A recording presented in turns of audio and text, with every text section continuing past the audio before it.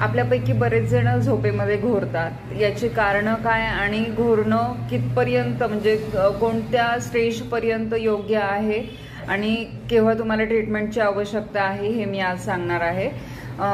का झोपेमध्ये आपल्या आजूबाजूचे लोक किंवा आपल्याला सुद्धा जर घोरायला येत असेल तर का असं होतं? एकतर सगळ्यात अगोदर जे ओल्ड एजचे लोक असतात किंवा एकदम लहान मुलं असतात त्यांचा एअरवे स्ट्रॉंग नसतो एवढा, तर त्यावेळेला घोरणं येतं. बऱ्याच जणांचे ॲडिनॉइड्स फुगलेले असतात, टॉन्सिल्स फुगलेले असतात किंवा ज्यांची ॲनाटॉमिकली जीभ लहानपणीपासूनच जड असते अशा लोकांना घोरायला येतं.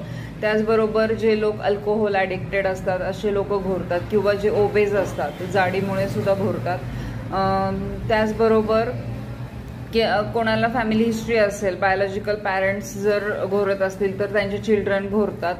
आणि DNS असेल, डेव्हिएटेड नजल सेप्टम असेल नाकामध्ये, तर अशा वेळेला बरेच जण घोरतात. तर जोपर्यंत तुमचं घोरणं हे तुम्हाला सारखं जागवत नाहीये किंवा तुम्हाला तुमचा श्वास रोखत नाहीये, म्हणजे याला स्लीप ॲपनिया सिंड्रोम असं म्हणतात, तोपर्यंत तुम्हाला ट्रीटमेंटची तशी काही आवश्यकता नाहीये. किंवा तुम्हाला हेडेक होतोय, दिवसभर फटीग वाटतंय, थकल्यासारखं वाटतंय, पाल्पिटेशन होत आहेत, असं जर काही सिम्पटम्स असतील तुमचे किंवा तुमचं नॉर्मलपेक्षा जास्त जोरामध्ये घोरणं असेल तर तुम्हाला ट्रीटमेंटची आवश्यकता आहे. Otherwise snoring is normal.